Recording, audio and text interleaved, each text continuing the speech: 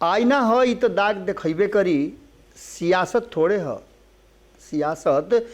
ह जे राज छिपेबे करी। रउआ या दावा ठोकतनी या भीतरे भीतरे खूब खेला हो रहा। नीतीश कुमार के सिर्फ उतने तैयारी बा कि 2025 तकले लौकू समीकरण और MY समीकरण संगे रहो। 2017 के बाद छोड़ी ना 2019 में चुनाव जीत के 16 गो सीट लेके नीतीश कुमार मन बना ले रहन। हमरों के बोले रहन कि चलो महागठबंधन की तरफ हेल जाइल जाओ। उपेंद्र कुशवाहा के जो चिट्ठी रहे 18-19 तारीख वाली सभे के बोलौले बड़े विचार करे खातिर कि जदयू डूब रहल बा, टूट रहल बा, आई सभे विचार करके जदयू के फिर से खड़ा कल जाओ। धीरे से खारिज कर दिले बड़े ललन सिंह के पूरा चर्चा के ही।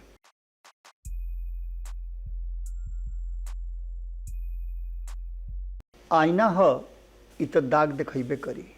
आईना ह इ तो दाग देखेबे करी। सियासत थोड़े ह जे राज छिपेबे करी। गोड़ लागतनी हेरा से अभिनंदन बरवलो के खुटा ठोक पर लगातार बदलता बिहार के राजनीति। जैसे जैसे बदलता वैसे वैसे रुआ के सामने हाजिरी देवे आवतनी। ये लगातार भोजपुरी में कमेंट्री हमार जारी बा और ये तब तक जारी रही जब तक ले बिहार में सब कुछ स्थिर ना हो जाई और जो वादा भई रहे रुआ लोग से वो पूरा ना होई। हालांकि ये तो पत्थर पर डूब जमाए वाला बात हम कहता नहीं, लेकिन रुआ लोग तैयार हो जाई तो ये पत्थर पर डूब जाम जाई। जहाँ मुख्यमंत्री जी समाधान यात्रा करतनी जौना गांव में जातनी, वो गांव में विकास के कहल जा रहा बा कि गंगा बहतरी, लेकिन ओकरा बगल वाला गांव में लोग के शिकायत आ रहा बा कि कुछ भी नहीं है। जौन दावा कल जा रहा वो दावा में सब कुछ ठीक ठाक नहीं है। और जीतन राम मांझी तो ये बात खुल के भी कह दिले कि कहाँ जौना गांव में तय करके जाता नहीं वो ये जाता नहीं रुआ राह चलते कोनो गांव में उतर के देख ना ली सब बुझा जाए कि कितना विकास के बैतरनी बहता। रुआ या दावा ठोकतनी या भीतरे भीतरे खूब खेला हो रहा बा। खैर ये तो सरकार के बात है, लेकिन जो सबसे बड़ बात बा कि जो वर्तमान परिस्थिति बा राजनीतिक सियासी जो गलियारा में हलचल मचल बा जना के लेकर के उपेंद्र कुशवाहा चर्चा में बढ़न। उपेंद्र कुशवाहा के कारण कई गो कुशवाहा नेता चर्चा में बढ़न। कुशवाहा नेता के आपन अधिकार के डिमांड हो रहा बा। के कुशवाहा के सबसे बड़हन नेता एकरा पर चल रहा बा और कहीं ना कहीं जे सबसे बड़का वोट बैंक लेके बैठल बा उ सब चुप होके खाली देख रहा बा कि लड़ाई कहाँ जा रहा बा।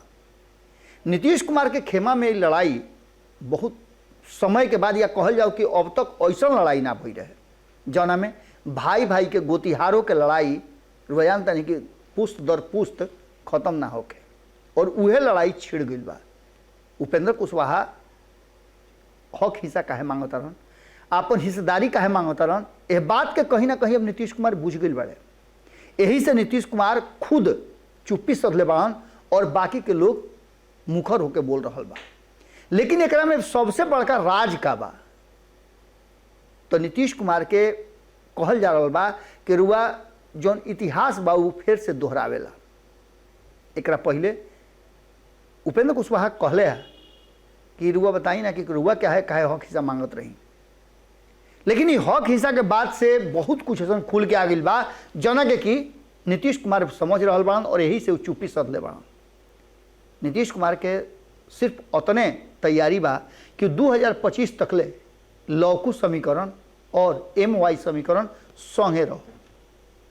हालांकि यह बीच में भी कई लोग कह रहा बा कि नीतीश कुमार जी 2024 के चुनाव तकले तेजस्वी यादव के साथ रोकल बढ़न, कारण कि उनका ये बात अब समझ में आ रहा बा कि बिहार में लोग के मन मिजाज बदलता और भारतीय जनता पार्टी के प्रति नरेंद्र मोदी के प्रति लोग के भावना और खीस एंटी इनकम्बेंसी में बदल सकेला। तो एने रहला पर ज़्यादा फायदा हुई जना के रुआ देखले होकर कि प्रशांत किशोर कुछ दिन पहले ही कहले है कि 2017 के बाद छोड़ी ना 2019 में चुनाव जीत के 16 गो सीट लेके नीतीश कुमार मन बना ले रहन। हमरों के बोले रहन कि चलो महागठबंधन की तरफ हेल जाइल जाओ, लेकिन इस संभव ना भइल। हम उनका संगे एह में हिस्सेदारी ना अपन निभौनी। खैर ये तो उनकर बात है, बंद कमरा में बात हुई, लेकिन सामने जो नजर आ रहा बा कि उपेंद्र कुशवाहा के कुल बात धीरे धीरे करके नीतीश कुमार बुझ गए बड़े और यह बुझला से हाई अलर्ट पर हुए जनता दल यूनाइटेड। जनता दल यूनाइटेड में ये बात अब काने कान सब लोग तक पहुंचा दिहल गई बड़ुए। ललन सिंह के जब उपेंद्र कुशवाहा के जौन चिट्ठी रहे 18-19 तारीख वाली सभे के बोलौले बड़े विचार करे खातिर कि जदयू डूब रहल बा, टूट रहल बा, आई सभे विचार करके जदयू के फिर से खड़ा कल जाओ, मजबूत बनावल जाओ। वो चिट्ठी के हाजिर करके वो चिट्ठी के शेयर करके सोशल मीडिया पर और ये बात लिखले है कि सरासर गलत बा कि तेजस्वी यादव के साथ या राष्ट्रीय जनता दल के साथ कोनो हमनी के साठ गांठ भई रहे, कोनो एग्रीमेंट भई रहे। सिर्फ आवे वाला समय में भारतीय जनता पार्टी के कैसे रोकल जा सकेला, ये देश के और बिहार के बचावल जा सकेला, ओकरा खातिर हमनी के एक विचार के लोग, समाजवादी लोग एक संग आयल बनी। दूसर का बात कि एक बात से भी वो डिनाई कर दिले बाड़े कि पार्टी के विलय जैसन कोनो बात होके नहीं के जात। एकरा मतलब कि वो जवाब देवे के कोशिश कैले बाड़े उपेंद्र कुशवाहा के, और उपेंद्र कुशवाहा जो सवाल खड़ा कैले रहन उस सवाल के जवाब पार्टी के सबसे बड़ पद के व्यक्ति यानी कि राष्ट्रीय अध्यक्ष दे दिले। एकरा मतलब कि अब पूरा मामला कहीं ना कहीं दूसरा तरफ डाइल्यूट हो गई। और एकरा साथ साथ काने काने ललन सिंह, नीतीश कुमार और उपेंद्र कुशवाहा इस सारा लोग अपन बात भले कहत होके, काने कान सब जगह भेजत होके, लेकिन ललन सिंह ये जिम्मेवारी उमेश कुशवाहा के अपना भीरी बैठा करके दे दिले कि सभे के काने कान कह द कि जे वो मीटिंग में जाई ओकर खैर नहीं के। एक तरह से बुझी कि व्हीप जारी हो गई बा, लेकिन उपेंद्र कुशवाहा भी कम खिलाड़ नहीं खन, वो रुकिए ना। कुछ लोग तो ऐसा बा जौन की नीतीश कुमार के नीति से, नीतीश कुमार के बहुत लंबा समय से रहे के कारण या और भी कई कारण बा, ओकरा के ले करके कुछ आरसीपी सिंह के लोग संगतिया बा, इस सब लोग मिल करके कुछ शरद यादव के पुरान में रिहा बाड़न, उनमें से ढेर लोग तो एने ओने हो भी गई बा। लेकिन अभी बहुत लोग बा जौन की नीतीश कुमार और जनता दल यूनाइटेड से खुश नहीं थे। वो लोग के वजह जुटान, और खास करके जब उपेंद्र कुशवाहा अपील कैले बाड़े तो वो अपील में समता फूले परिषद, समता पार्टी, आरएलएसपी के पुरान साथी सभे के गुहार लगौले बाड़े, आमंत्रण दिले बाड़े।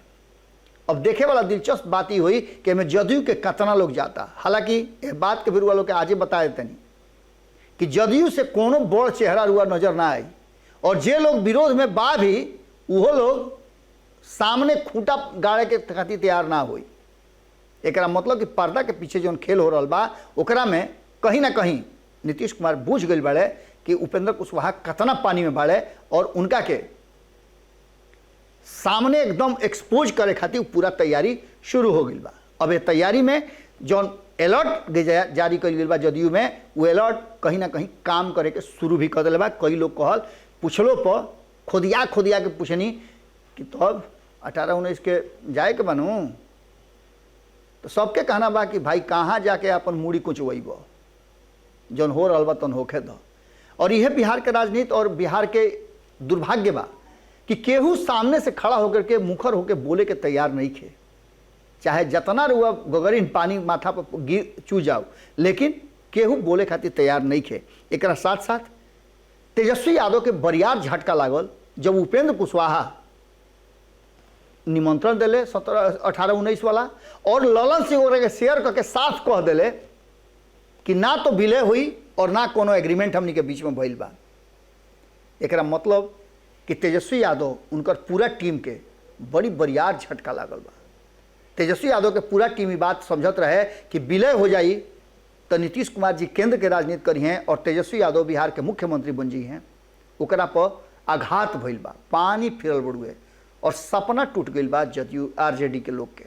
एकरा साथ साथ दोसरका बात कि कोनो एग्रीमेंट नहीं खे भइल, यानी कि एहिजा भी तेजस्वी यादव के मुख्यमंत्री बने के सपना, और जौन लोग तेजस्वी यादव के मुख्यमंत्री बनावे खातिर आऊँ जाऊँ बोलत रहा या तैयारी में लागल रहा या ए फेर में रहला कि तेजस्वी यादव मुख्यमंत्री बन जी हैं तो दिन दुनिया पलट जाई, वो सब लोग के झटका लागल बा। एकरा मतलब कि सिरे से खारिज कर दिले बड़े ललन सिंह के पूरा चर्चा के ही। अब देखे वाला बात ये हुई कि नीतीश कुमार तो साफ कहिए दिले बड़ा कि 2025 तक ले बाड़न तेजस्वी यादव उनका संगे रहस, 25 में देखल जाइए होई तन होई। एकरा अलावे इस सब तो जदयू के भीतर, महागठबंधन के भीतर चलिए रहल बा। ए बीच में भाजपा अपन एगो नया पॉलिसी लिया दिले बा। वो पॉलिसी में वो देखले हो कब कि नीतीश कुमार के विरोधी जितना भी लोग बा या फिर महागठबंधन में जो संतुष्ट नहीं थे वो सब लोग के निमंत्रण तो भेज रहा बा, लेकिन वो पर तारीख नहीं लिखले। रुआ के यहाँ कोनो कार्ड आवे भोज के और वो तारीख ना लिखल रहे तो वह कहिए जाएगी, या तो वह फोन करके पूछो कि भाई हो तू निमंत्रण तो दिल लेकिन ऊपर तारीख नहीं लिखल। अब वो तारीख पता करे खातिर लगातार दिल्ली और पटना के दौरा हो रहा बा, लेकिन कई गो ऐसा लोग बा, कई गो ऐसा दल बाड़े, कई गो ऐसा नेता बाड़े जौन की भारतीय जनता पार्टी के निमंत्रण तो स्वीकार कर ले, लेकिन वो तारीखें नहीं लिखल। अब वो तारीख के इंतजार में सभे बा और ये पॉलिसी है भारतीय जनता पार्टी के वेट एंड वॉच कर रहा बा कि बिहार में महागठबंधन के भीतर नीतीश कुमार के साथ कैसन व्यवहार हो रहा बा और कब कौना करवट बैठी एकरा के लेकर के वेट एंड वॉच करता, केकरा के कब का देवे के पड़ जाए, समझौता करे के पड़ जाए, भारतीय जनता पार्टी ओकर खातिर इंतजार कर रहा बा। यही कारण से रुआ देखले होगा कि RCP सिंह संटिंग पोस्ट में बाड़न, ना देखले होगा कि जब रेल में के जो मालगाड़ी चले ले तो मालगाड़ी के संटिंग पोस्ट में डाल के एक्सप्रेस ट्रेन के आगे बढ़ावल जाला। वही एक्सप्रेस ट्रेन में अभी हाल फिलहाल में उभर के आ गई है उपेंद्र कुशवाहा, उनका के आगे पास मिल गई, हरियर झंडी मिल गई, दिल्ली से पटना तक के दौरा करता रहे और ये प्रमाणित करे के कोशिश करता रहा कि बिहार में उनका धक्का-धक रेल चलता। एकरा अलावे RCP सिंह भी चुप बैठल बाड़े, तो एक मतलब ये मत बुझब कि चुप बैठल बाड़े, उनकर भी तैयारी भीतर भीतर जबरदस्त चलता और एक दिन रुआ देखब कि फट से ऊपर आई हैं। एकरा अलावे और कई लोग के चर्चा हो रहा बा, चाहे मुकेश सहनी के चर्चा होके या फिर चिराग पासवान के चर्चा होके। चिराग पासवान तो यहाँ तक ले कि अब चुनाव लड़े के भी घोषणा कर दिले बाड़े और उनकर नागालैंड में रुआ देखबे कनी कि कितना बड़का जदयू के झटका दिले, 29 के 29 जो उनकर सदस्य रहन वरिष्ठ सदस्य वो सब के ले अपन घोषणा तक कर दिले, नाम के आधा नाम के घोषणा भी कर दिले कि लोग चुनाव लड़े खातिर सिंबल भी बटा गई। लेकिन ये सब बात के साथ साथ एक बात तो मान के चली कि भाजपा के पॉलिसी में सब केहू अभी इंतजार के स्थिति में बा और भाजपा अभी अपन पत्ता नइखे खोलत। ओजे देखना दिलचस्प हुई बात कि एकरा पर ललन सिंह के बयान आ गई। अब आज दिन भर यही पर चर्चा हुई और यही पर बिहार के राजनीति कटे मरे कटवा बोझ हुई भई रही। दिन भर देखब कि मीडिया चैनल पर यह रुआ चली कि उपेंद्र कुशवाहा के बयान, उपेंद्र कुशवाहा के निमंत्रण पर का हुई का ना हुई, ये सारा बात रुआ लोग के दिन भर देखे के मिली। हमनियों के टोह में बानी जा कि एकरा पर कुछ विशेष बात निकल के आवे जौन कि ललन सिंह के बयान के बाद आ गई बा। अब देखना दिलचस्प हुई बात कि आगे और दल जो महागठबंधन में जुड़ल बाड़े, नीतीश कुमार के सरकार से शामिल बाड़े, ऊ का कहता रहे। आज खातिर बस एजे रुआ लोग से विदा ले, आशा और भरोसा के साथ है कि रुआ लोग कृपा अपन बनौले रखब, आशीर्वाद बनौले रखब और कमेंट बॉक्स में जरूर बिहार के यह चर्चा के अपन मत जरूर देव सब है। गोड़ लागत।